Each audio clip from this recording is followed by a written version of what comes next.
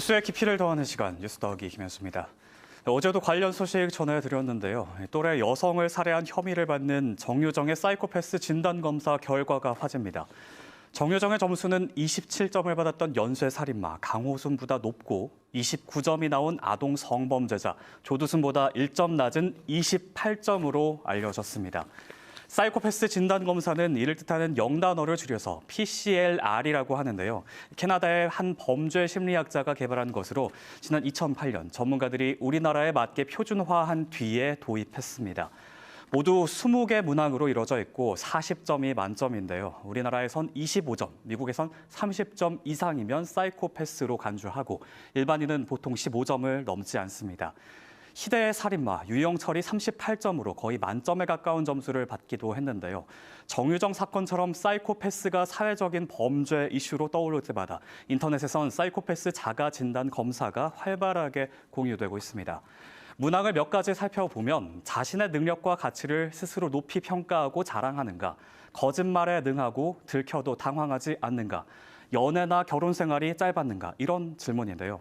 저도 진단 검사를 해본 결과 다행히 정상인 범주에 속했습니다. 그런데 이렇게 SNS에 공개돼 있는 자가 진단 검사 신뢰할 수 있는 걸까요?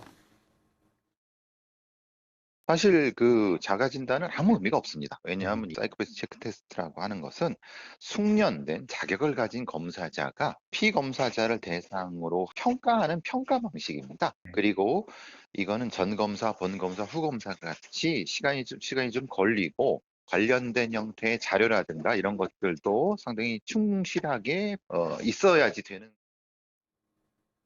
사이코패스 진단검사는 두세 명의 전문가들로 구성된 검사관들이 최대 8시간 정도에 걸쳐 진행하는데요. 이들은 사전에 생활 기록부나 정신과 의사 소견서 같은 여러 자료를 살펴보고 토론합니다.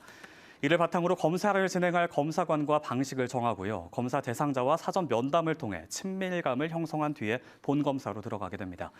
대상의 성향에 따라서 질문의 순서나 용어, 어감을 바꾸기도 하는데요.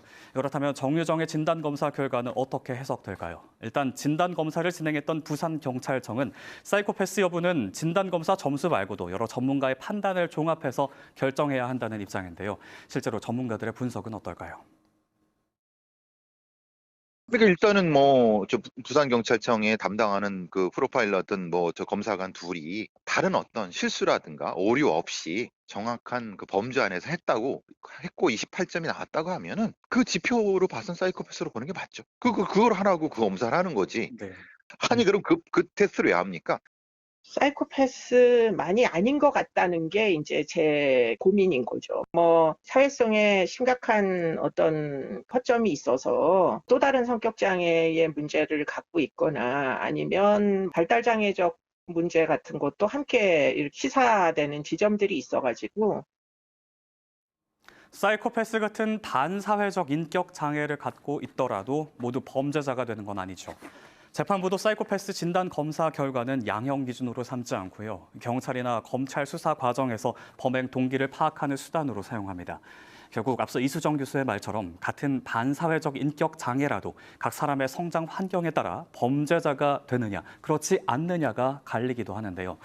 정유정의 범행 동기 수사에 있어서 그가 살아왔던 환경과 성장 배경은 어땠는지 이목이 쏠리는 이유기도 합니다.